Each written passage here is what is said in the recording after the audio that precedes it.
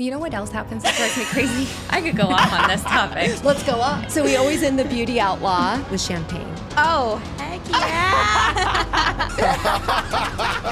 We're going there. We're going to go there. Welcome, everybody, to the Beauty Outlaw podcast.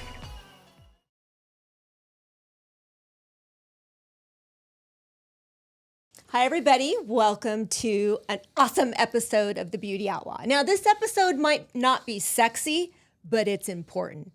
So if you're a provider, a medical director, if you're somebody that does injectables, if you have peptides, any type of wellness space, a hydration room, are you compliant? Do you know if you're compliant? Do you think you are because your attorney set up your practice and now you've moved on and you don't need that attorney anymore? Well, guess what? Compliance is a thing, and there's a new sheriff in town. It's called the FDA. And they are coming to a state near you really quick, and they're going to be knocking on your door. So today's episode is really important. I'm passionate about it. My friend James is here today, and he's going to get you compliant in a very easy way. So if you're a medical director and own one of these types of facilities, please listen up, because we've got simple steps to help protect you from big fines, you guys, up to $500,000. So I want to welcome James to the podcast. Thank you. So great to have you here. Thank you. He came from Florida, right? I did. Haha. And you got redirected. A couple times. So it took him a while to get here, but we're here now, right? That's right. You're right. So James, tell us your story before you give us the answers to keep us compliant. Okay. Where did you come from? What started your story, and how are you in compliance? So I'll give you the abbreviated story. I started in high tech early on in my professional career, and as I evolved through my career, I got more and more involved with the medical practice. I was always working with hospitals and manufacturers, pharmacy companies. But as I did a tech startup, I got closer to the optometry than med spas and aesthetic plastic surgeons. And I realized there was a huge disconnect just between when you work with manufacturers and pharmaceutical companies. And I didn't really notice it as much as I do now. And so I moved my operation to Florida and started a distribution company, a medical supply distribution company, selling RX products to medical practices, And so there was a new law coming into effect that's coming active in 2024, which was called DSCSA, the abbreviation of Drug Supply Chain Security Act. That's a mouthful. And part of the obligations as a distributor was to pass information that I had legally to the medical practice. And as I started doing that, the medical practice was like, what is this? Why are you giving this to me? What am I supposed to do with this? And I started understanding more and more that they weren't educated or trained. And there was a major communication gap, an education gap between what the FDA was requiring of the distributors, the wholesalers, and the manufacturers, the pharmaceutical companies, and the actual medical practice. And that started my journey back in 2024 of what do we have to do?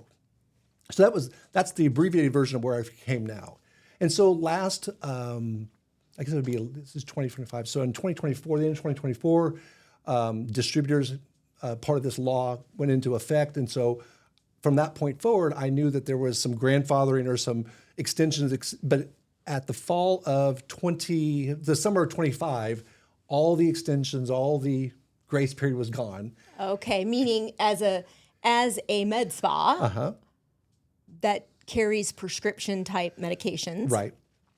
We are obligated to know these rules. You are obligated, yeah. And be in compliance. So the whole DSCSA applies to finished medical products, RX products.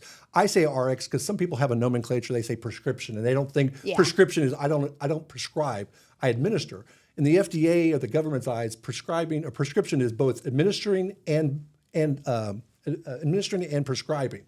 So I use RX. So doctors are used to saying RX products. Yeah.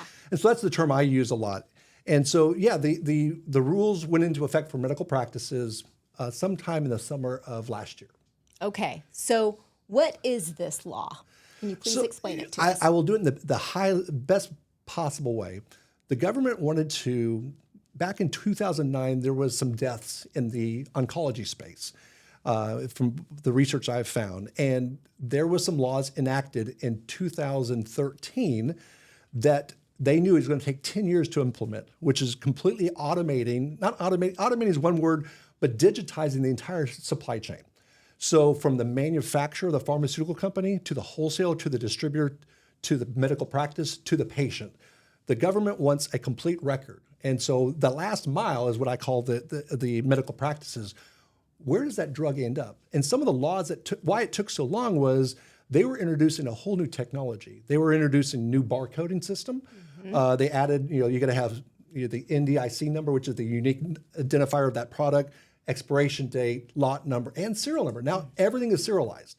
And then the ability to push that data through the entire network and have it. So if I sold you a Botox, for example, to you, I would be able to, if that serial number came up, the FDA inspector would say, "Oh, you bought this from him, from here," and they could do they could track it all the way back, the whole thing, into what patient it went into. Correct. That's their obligation. The goal. That's the obligation that the last mile has. Is the medical practice is supposed to be the good steward or the last part of that drug supply chain. Yeah, without us, right, it really doesn't work. Exactly right.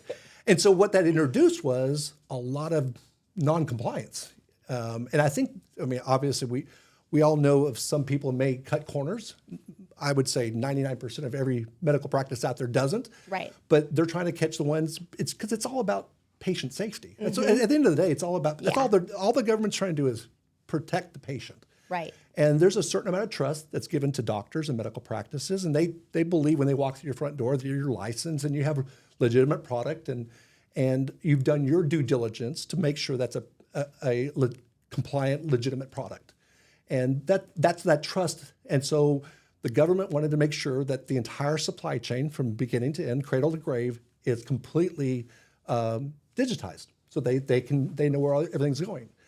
So they've kind of tested this system out at the FDA in certain places, and one of them was in the med spa space in New York recently. Correct. The first one actually was in Texas, and then New York was second.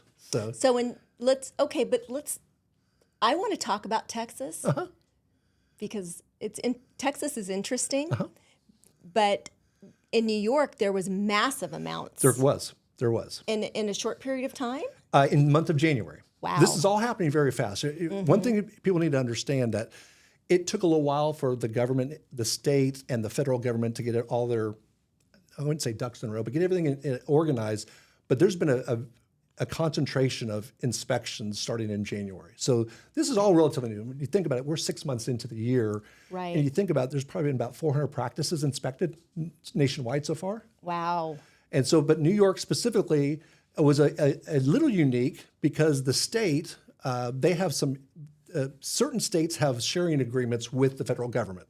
So they can share data that's not public because there's intercompany or interstate agreements. And so the state went in for cause. And so it's kind of important for people to understand for New York was caused because of patients complaining about injuries at these med spas. And so they called on 220, they did inspections. And when I say inspections, that's kind of a softer word. They're investigating. They're there looking for items. So these are trained investigators who went in and looked at 223 practices, and 87 practices failed. And the failure was anywhere from seizure of product. They just took the product off the shelf, or you lost your license, or you were fined. So there was a whole combination of that.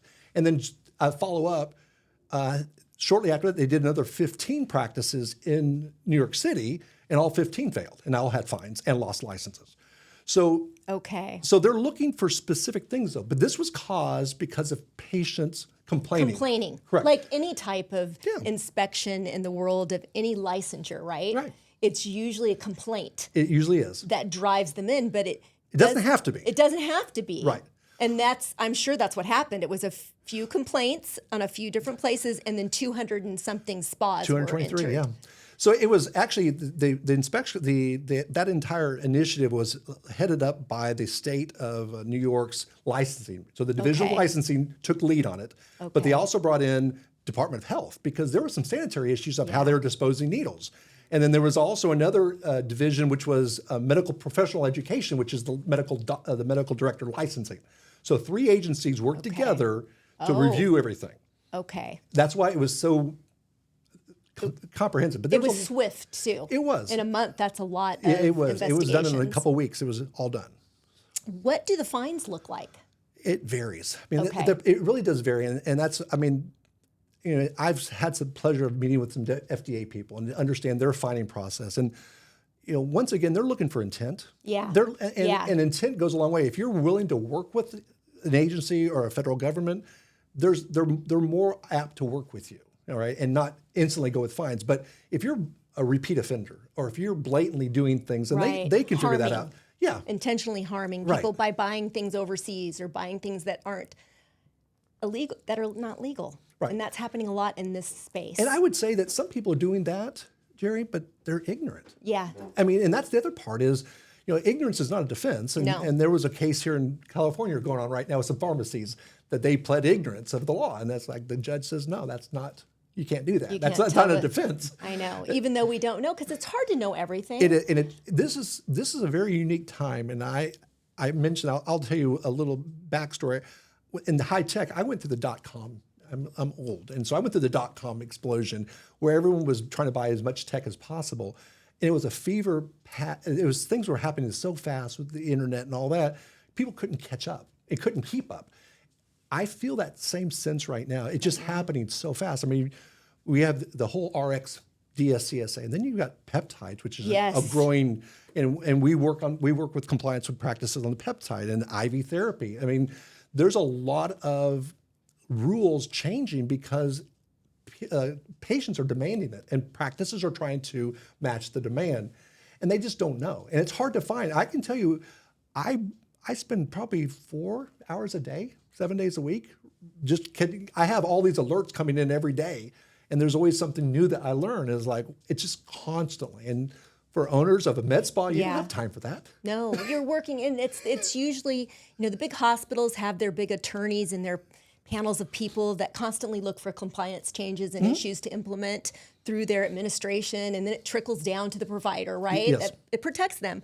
But when you are a med spa owner or a medical director, you're a small business person. You are. And you're working all day, and you have families, and you're trying to place orders and then pay payroll. You're doing all these things and staying in your scope of practice and trying to treat the patients at a high level and do no harm. And now you have compliance issues you have to research and look into.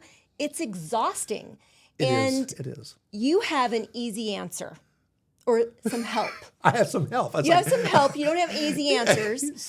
But you have an assessment tool that I like because you came to me with it. And when I first took it, it was a lot of questions, right? And I failed it significantly. They were simple things that I thought weren't that important that you need to implement with your staff and in your office in the back, like little logs and things that we just weren't great at. Right. And I took it again today. Okay, it's only 10 questions. The snapshot, yes. And I'm still not completely great. My risk is low. Okay. I think I scored. I have it over here. Wait, I have it right here. You may be the highest scoring person I've seen yet then. Okay, because I've been working on it. I know you have. Because once you know, you can't unknow. Okay, I'm low risk at 78%. Oh, 78, that's a wonderful score. Okay. That's a wonderful score. So, let me see where you're. Okay, let's see where I'm weak. You're weak at ATPs, authorized trading partners.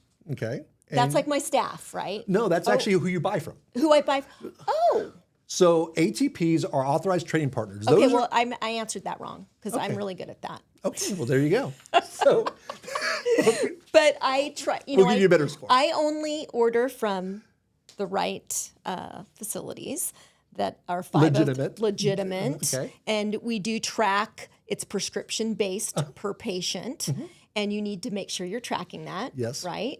And you also need things like simple little refrigerator logs. If you have cold product, you need to be able to have. You need to have logs. Yes. You need to have logs. And another thing, I now add, and it's very much of a bummer, but my staff has to add not only the lot number of the drug, but now we add the long serial number because we don't have a bar scan to do that with. So we've implemented some things because the big question I want you to give everybody watching, or the big answer, is what does an inspection look like? Okay. What happens? Okay. Okay, are you trying to optimize your health, especially your lipids? Are your lipids running a little high when you get those numbers back? I love this supplement. It is so therapeutic to help lower those LDLs. It is citronal LNA from New BioAge. So at checkout, use the code TheBeautyOutlaw and you get a discount, and they'll ship it right to your house. I love this. I take 3 one time a day with food, and it has helped lower those lipids. Thank you, New BioAge. So the inspection, this may surprise some of you, but the inspection, when FDA or the state come in, let's talk about the FDA. Yeah. Let's talk about them at this level first. And so the FDA will either come in as a routine inspection because your number was up, or it's for cause. And so the Texas was for cause. So we'll come back to that story. Yeah. So if the FDA comes in, their first thing they're going to do is they're going to ask something like, who is in charge of your drug supply chain compliance? First thing. And then they're going to hand you, they're going to give you credentials, and they're going to issue you a Form 482, which is a official inspection form. Okay. And a lot of times, not all the time, but a lot of times they come in pairs. And you may think, why pairs? One is talking to the administrator or the owner. The other one's going to the trash cans, the dumpster, looking at sharps containers. They're looking at everything to see if you have a product that doesn't look right. Okay. Or there's a lot of indicators, and I'll get into some of the indicators, but they're going to come in, and what's shocking, some people may be shocked, the FDA inspectors will come in and maybe not even approach for a few minutes. They're observing. You remember, they're inspectors, but they're investigators. Yeah. They're looking to see how the staff interacts with patients, what's said, and then they'll introduce themselves. And they don't shut down the practice. That's one of the misnomers out there. They don't. They want to see, unless there's a harm being done, if there's a probable cause harm. Otherwise, they're going to see how you're interacting, how you pull product off the shelf. Are you logging things? They're observing. They're looking from everywhere, from where do you throw your empty vials. So you just don't ask them to leave. Yeah, you can try. Instantly that might get you in trouble. Well, right? You get the 483 letter, which is the warning letter. So, it's pre-warning letter, but you comply. You have to comply. You do. You have to. That's part of being in the medical space.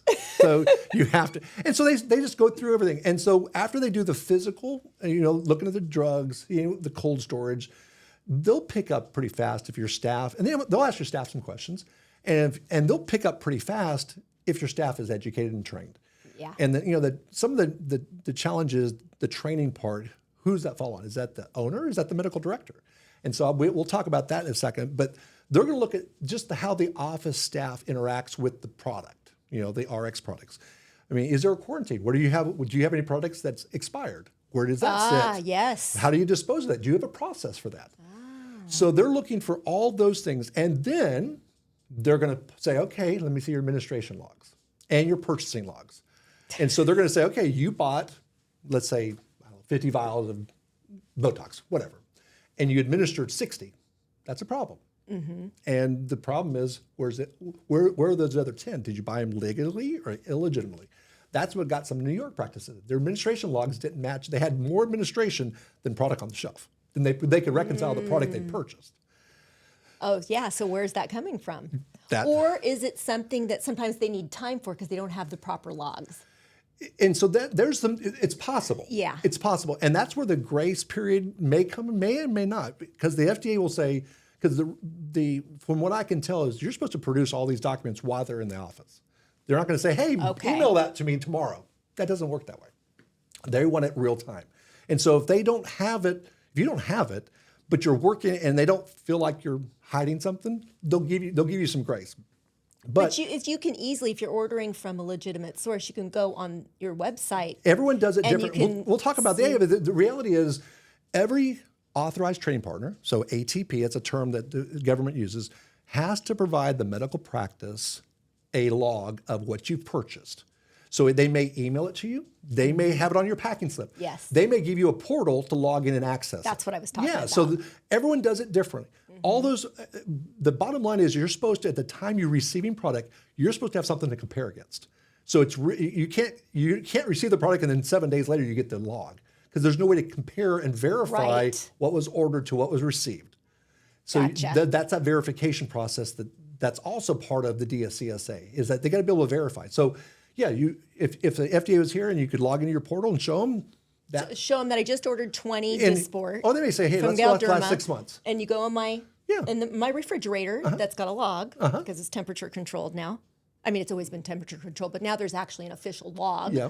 And you go in and you'll see my numbered vials 1 through 20. Yeah. And as I use them, we go 1, 2, Now, 3. I will ask you though, isn't it nicer to have things organized? Yes. Okay, I mean, it was a pain and it's a little more effort on your staff, but isn't it more peace of mind for you? It's way more peace of mind. But what you don't know, you don't know. I mean, I was doing all those things, Right. but the staff wasn't involved in it, if that Correct. makes sense. Absolutely.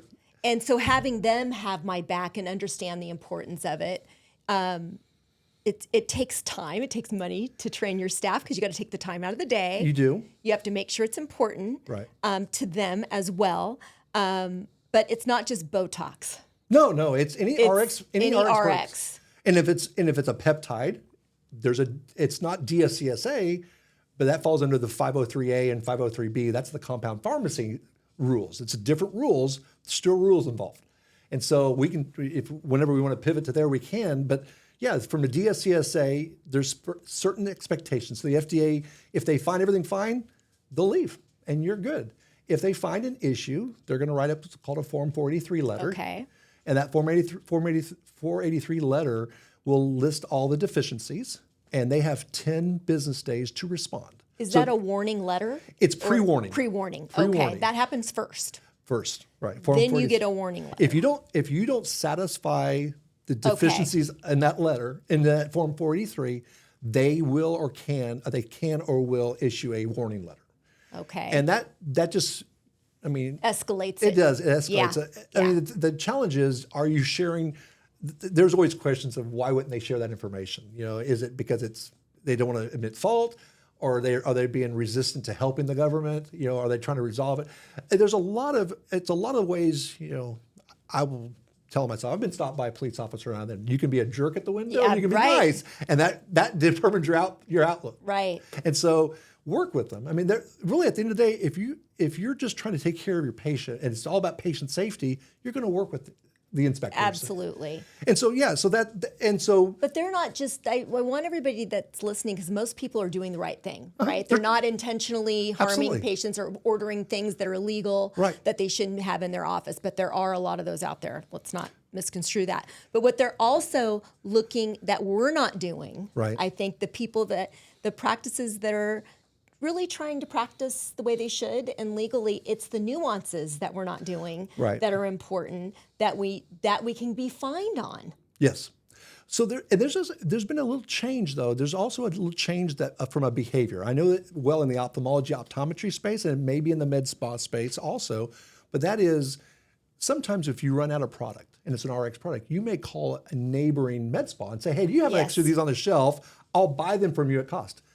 You've now violated DSCSA because you're not a licensed distributor. Because if you're a distributor, then all of a sudden you have all these other obligations. Like my obligations as a distributor are much more strict than yours. Like I have to have certain software to be able to update my profiles of all the product. You're not, as a medical practice, you don't need software. You're not. But we can call our distributor and ask them. Correct, but you just can't buy from another. Right. You got to buy from Can't borrow authorized. or buy. Right. So it's Okay. an authorized trading partner. And that's why I mean be authorized. And that's part of what the snapshot exposes. So, to go back to an answer, as I evolved this, Jerry, when I first met you, I said, hey, I got 83 questions. Let's see if your practice is compliant. Well, first of all, you didn't know there was a problem. And then so Right. it's like, what do you mean there's 83 questions? I don't have time for 83 questions. I'm trying to run a business here. And so I kind of sat down and looked. It's like, maybe I just took one question out of each section and just kind of do a snapshot of Yeah. where you stood. And I've had I think we're over about 150, 200 practices have done the snapshot now. And pretty much the score is in the 50s, Yeah. 50%. And it's once again, I don't think anybody's being. I love the people that want to take the snapshot because they want to be compliant. Right. They're searching for that. It's the one, Right.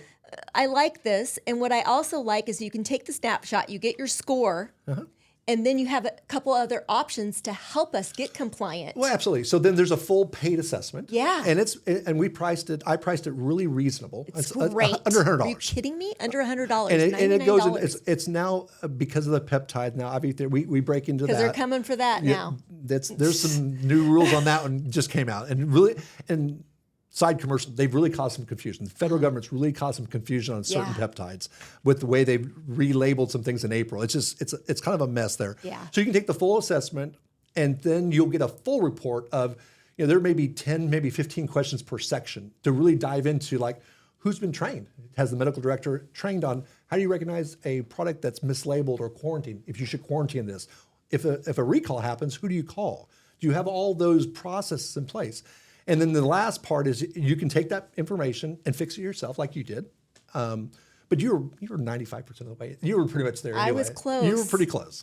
You were in the minority of who I've spoke to. Because I've been in trouble. Yes. For compliance issues. Yeah. Hello, it's a real thing, and someday I'll share my full story on a podcast. It is scary, and you should all. I've been given a chance in life to do it right, and I make sure I do it right. Now the problem is Texas. SPA didn't do it right. They went in there with cause. They did. Am I correct? They did. They go in there for cause. This was a whistleblower. So it was a past employee. Of course. That turned their old practice in. And so that's it's a twist. It's a twist. So it wasn't patient, it was a former employee. And so they went in for cause. They had specifics. And they went in with a pair of two people that came in there. And that second investigator went in there, and they were pulling somebody in. How his story was told me from an FDA person, people were pulling the illegitimate product off the shelf and throwing it in the trash cans as fast as they could to hide. As soon as they saw those guys come in. And so that second investigator went to all the trash cans and pulled it all out and said, we have all this. And so there was a massive discrepancy between what was purchased legitimately and what was not purchased legitimately. Okay. So that was the first thing. The second thing, there was some expired product. Okay. And then there was no logs, and the ATP authorized trading partners. And I do want to spend a little time on that. Yeah, I'd like you to. The ATP, they didn't have any files. So let me kind of explain what ATP, authorized trading partner, it's pretty simple, but it's a question you can ask. So there's a lot of distributors out there, and there's big ones and small ones. And you can assume the big ones are all compliant, but I wouldn't assume anything at this time. It's your practice, it's your fine, it's your business, right?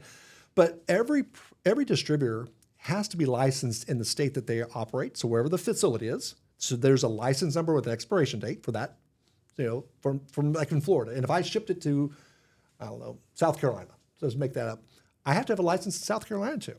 Okay, so you need to be licensed. You should have that on file. That's an authorized trading partner. Okay. Okay. If you get a product in, and it doesn't have four lines of data, like so the old traditional barcode that was long and narrow, that's gone away from any product anymore. That's part of why it took 10 years to implement this.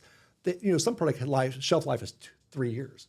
So that had to go away. They had to build a technology infrastructure, and then they came up with this 2D data matrix code. And that stores 4 lines of data now. Like I said, the expiration date, lot number, NDIC number, and serial number. And so if you get a product in and it doesn't have those 4 lines, it's not a legitimate product. It should be flagged. So those are all part of the ATP when you're verifying a vendor. So you just don't buy, I know some practices not in the med spa. I can speak to another industry. They buy stuff off of Amazon, or they'll buy from a doctor who bought too much inventory. And he's just dumping it so before it expires, before it's short dated.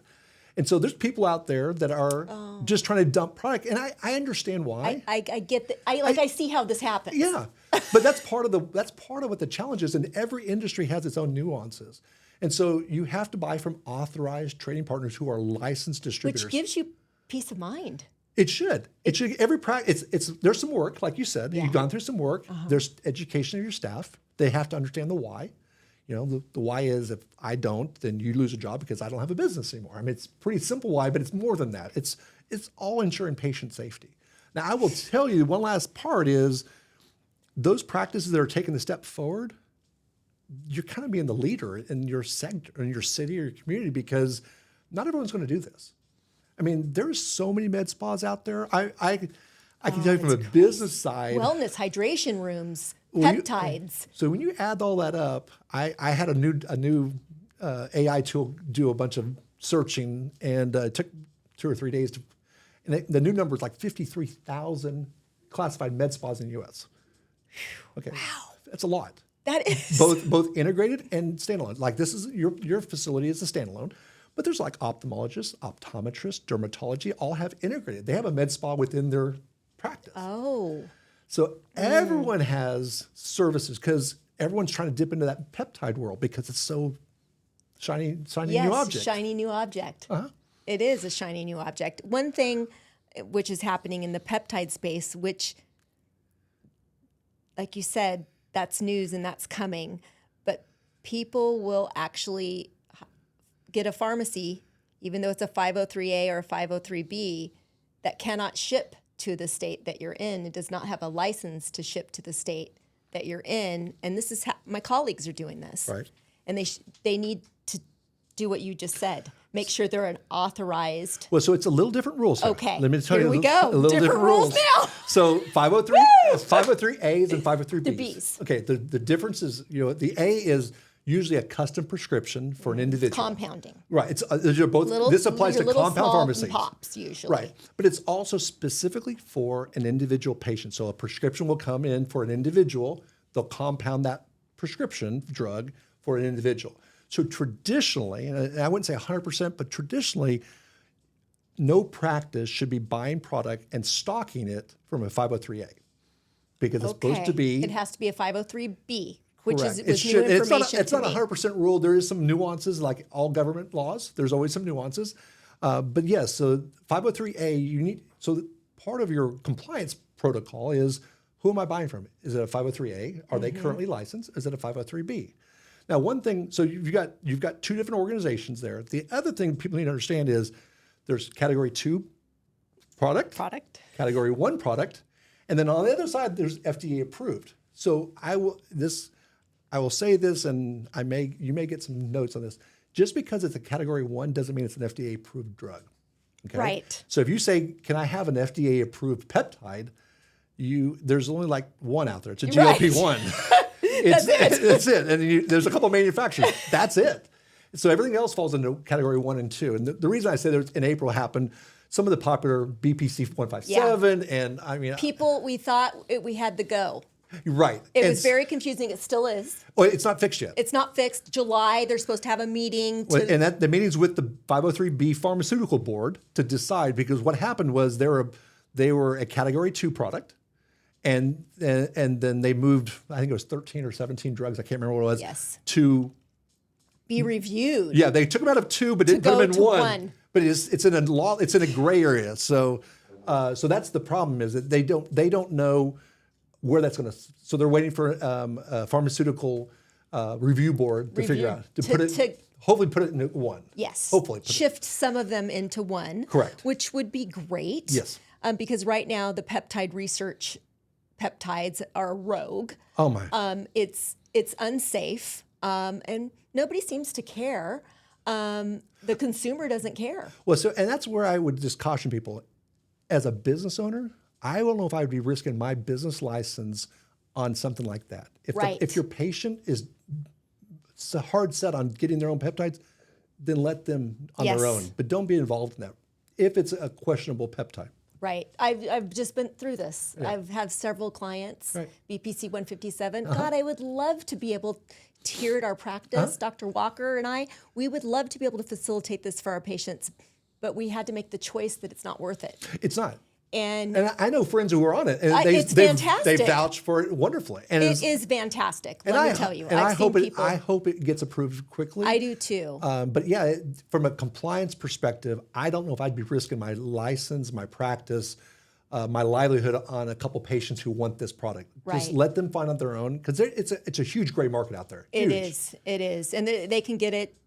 Correct. That way. Yes. Yeah. It's I guess that's the problem. It's hard for these small businesses, and we lean on each other in this industry. Mm-hmm. So a lot of times we'll lean on our colleague or another person that owns another spot, and they go, "Oh yeah, we can get it. We've got a source. They're great. Da da da. We met them at AmSpa, They were at Anaspa and they had a booth. So having a source and an ATP are two different worlds. I can get you a source for a lot of things, and they aren't legitimate. Okay, so Joking, an ATP. that's a joke. So that is.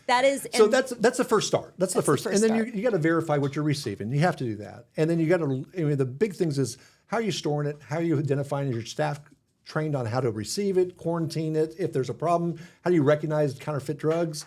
And then administration logs. And then like the other part you mentioned is the storage part. The storage part. Yeah. We're using a FIFO, first in, first out model. Okay. And so one of the things I just want to, and I don't know how we're doing on time, and so I will be sensitive to that.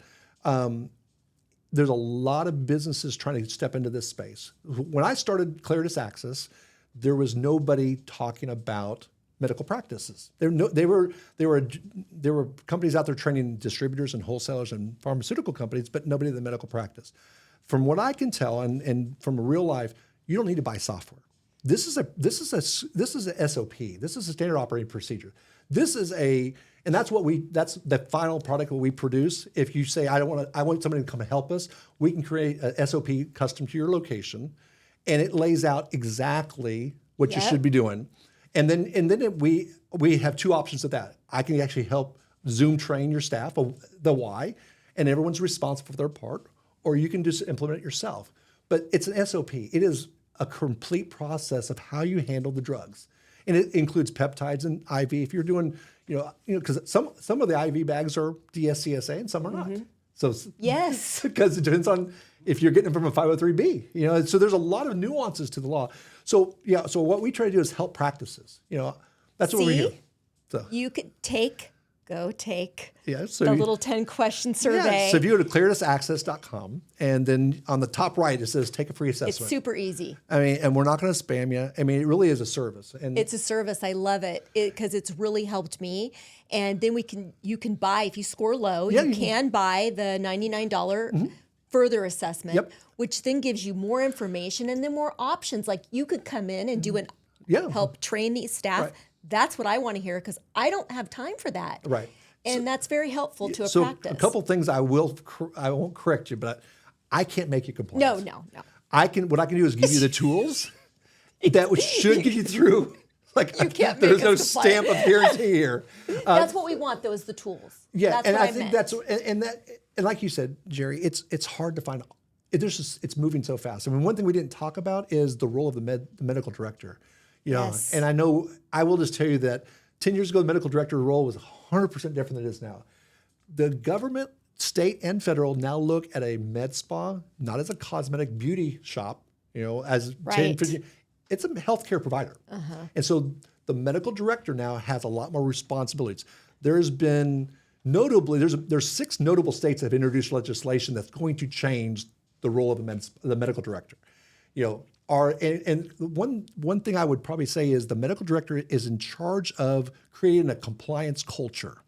And if they can't, that's kind of one of their key roles. The whole part is we have to be good stewards of our last part of the drugs, and that's what the governments are looking for, both state and federal.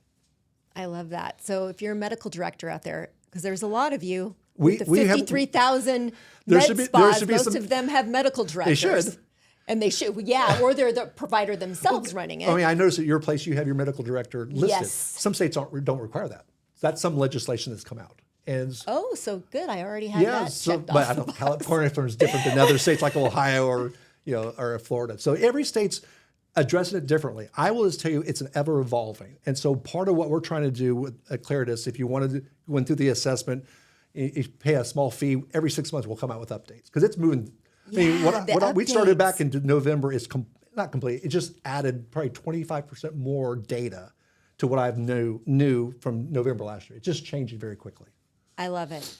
So in the show notes, you can go and click on the link to take the assessment.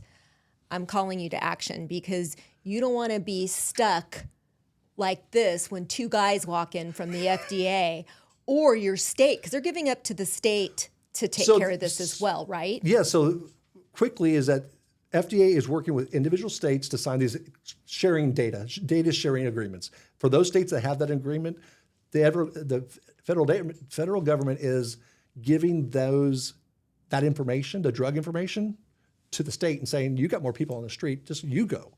Because I've talked to enough practice administrators in others verticals that said, oh, the federal government's not going to come to little old, Oklahoma. That's not true. But the state might. They're more afraid of the state. Yeah. And so, but the states and the federal are sharing data now on those states that have sharing agreements. So yeah, you're going to see more involvement. I think it's for the betterment of patient safety. Yeah, now. It really is. I mean, but there's an education. So one of the things that I thought this business idea would be wonderful, except I didn't know that no one knew about the drug, about the law.